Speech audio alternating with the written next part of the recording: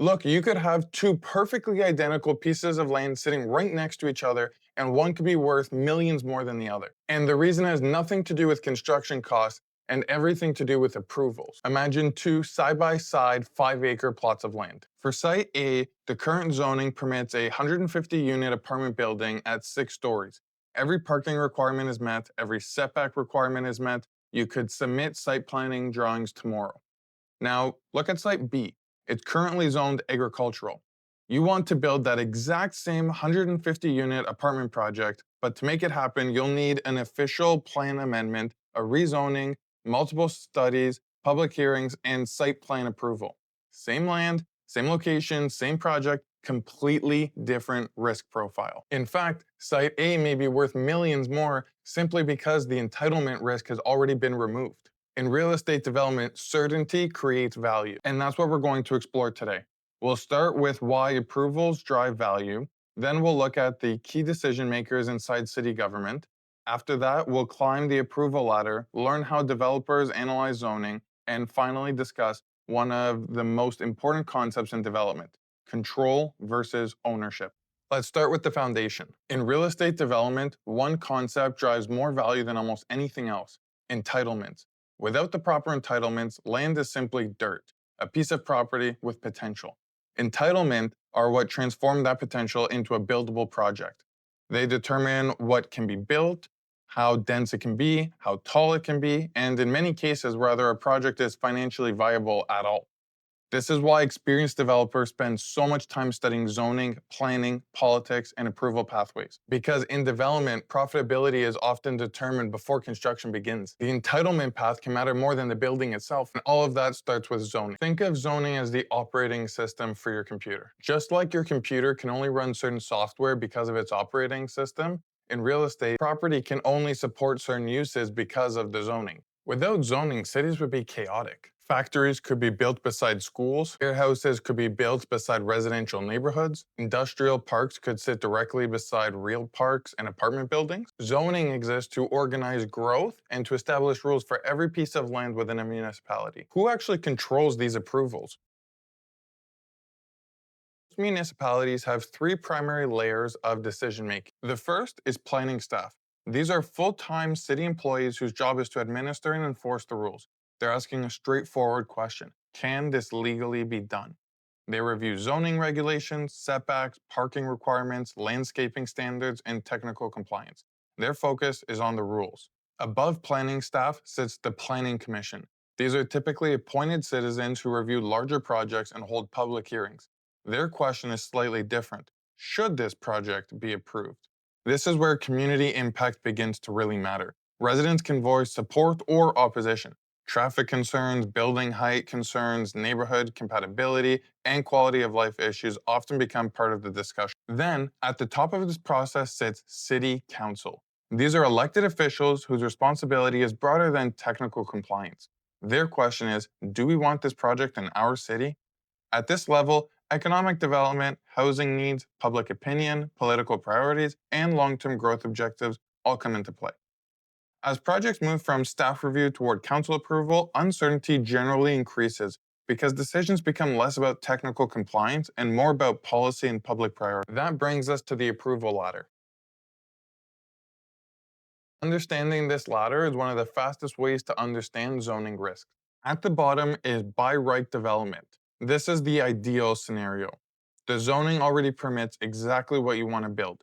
If the property is zoned for an office building and you want to build an office building, the city doesn't need to debate whether your use belongs there. That decision was made years ago when zoning was adopted. Institutional developers actively seek by right opportunity because certainty creates value. Financing is easier, carrying costs are lower, legal costs are low, and the probability of approval is extremely high. The next step up is a minor variant. The project generally complies with zoning but requires a small exception. Maybe the required setback is 20 meters and you're proposing 18. Maybe the maximum building height is 10 meters and you're proposing 11. These requests are typically considered low to moderate risk because the overall project still aligns with the intent of the zone. Next comes administrative approval. This is an attractive approval process because these are often held entirely by city staff. No planning commission, no city council, no public hearings. The discussions focus on technical matters such as stormwater management, traffic circulation, landscaping, site design, and engineering requirements. The process tends to be more predictable because decisions are being made by professionals with established rules. Then we move into conditional use permits. This is where the municipality is essentially saying, we may allow this use, but under certain conditions. For example, a self-storage facility may only be approved in a district if additional landscaping is provided, operating hours are restricted, or certain design criteria have to be met. This is often when public hearings become part of the process. Imagine a developer proposes a 120-unit apartment project. Residents attend the hearing and raise concerns about traffic, noise, or building. The municipality may respond by additionally adding extra limitations, reducing density, or adding extra costly design changes. The project may still be approved, but the economics change dramatically. And before we move any farther up the ladder, it's important to understand something many new developers underestimate. The cost of these approvals is adding up. A lot of people assume development costs begin when construction starts. In reality, significant expenses are already starting long before a shovel ever touches the ground. As projects become more complex, municipalities frequently require traffic studies, planning reports, environmental reviews, servicing studies, architectural drawings, engineering reports, and legal documents. On top of that, there are application fees, review fees, public hearing fees, consulting fees, and legal costs. It's not uncommon for developers to spend tens of thousands or hundreds of thousands of dollars to get approvals before construction begins. Here's the important part. Those costs are spent before you ultimately know from the municipality if your project is going to get approved or not. Every step up the approval ladder not only increases the cost and timeline, but also the capital required just to reach a decision. Now, above that is rezoning. This is where development becomes significantly more complex. Rezoning changes the legal permission of the property. Perhaps agricultural land is getting converted into mixed-use development, or a single-family site is being converted into a multi-family site. Rezoning is one of the most powerful value creation tools available to developers because ultimately it drastically improves the possible value of that land because of its possible future uses. Successful rezoning can multiply the value of the land, but it also introduces a significant risk. Developers often need traffic studies, planning, servicing studies, environmental reports, urban design analysis, and detailed project justifications. This process can take many months or years to complete. And even after spending substantial amounts of money and time, approval is never guaranteed. Now that we understand the approval ladder, let's look at how developers actually analyze a property. When most people find a piece of land that's for sale, they immediately start thinking about the rent, the ROI, and all these other return metrics. Experienced developers start somewhere else. They start with zoning. The first stop is usually the municipality's GIS map. This provides critical information about the property. Once the zoning district is identified, the next step is reviewing the zoning code itself.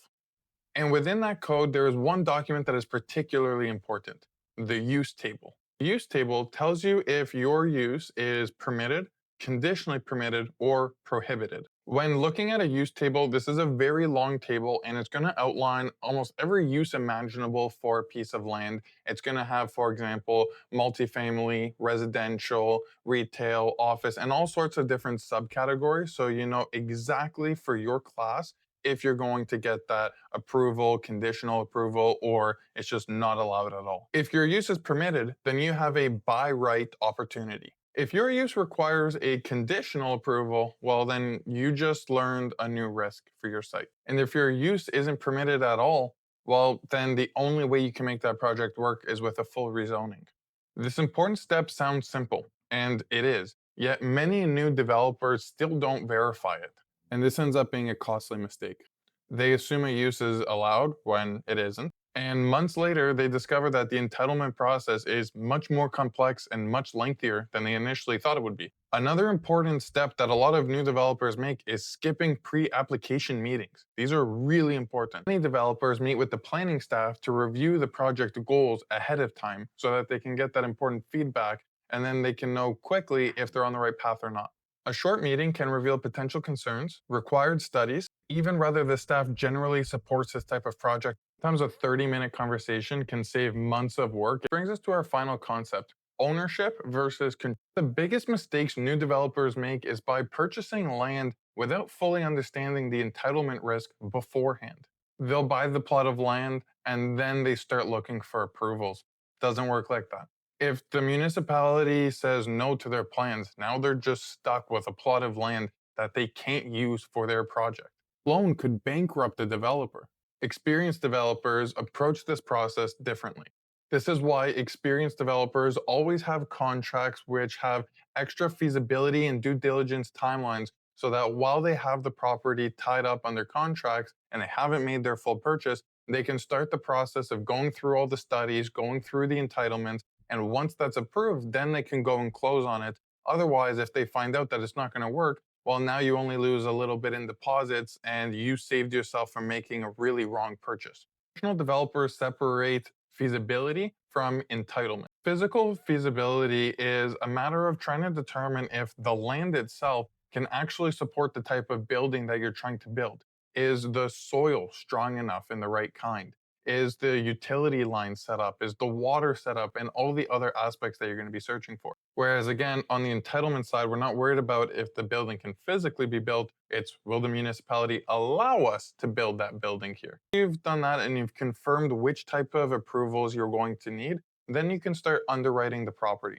When your underwriting is done, if you've determined that this investment is financially sound and is a good idea, well, then you can go and you can start negotiating with the seller and you can go get this property under contract with a letter of intent. A letter of intent is not binding, but it's going to make sure that you guys are on the same page and it shows commitment before you write up a long purchase and sales agreement. Those cost a lot of money, thousands and thousands of dollars. And you don't want to spend all that money just to have a fundamental disagreeing and then that end up being for nothing. So you get your LOI, then you get your PSA, your purchase and sales agreement, and this is going to have much more detail, but going over the same things you already confirmed.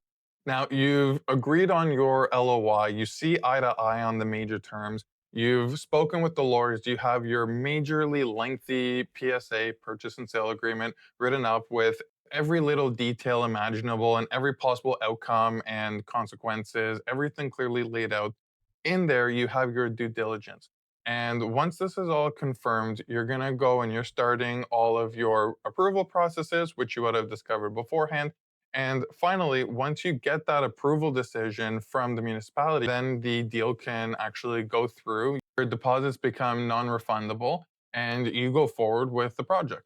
Now, if they say that you can't get the approval from the municipality, well, there might be certain conditions in your purchase and sales agreement where you may lose a certain deposit, but overall, you have controlled this property and you have a decision before actually going fully in. And for the cost of the small little part of the deposit you may have lost, depending on your agreement, you now have much more solid information. This is going to save you from bankrupting yourself or running into some really big problems where you end up stuck with land that you can't build your project on that now you have to try and sell, and that won't be any fast process.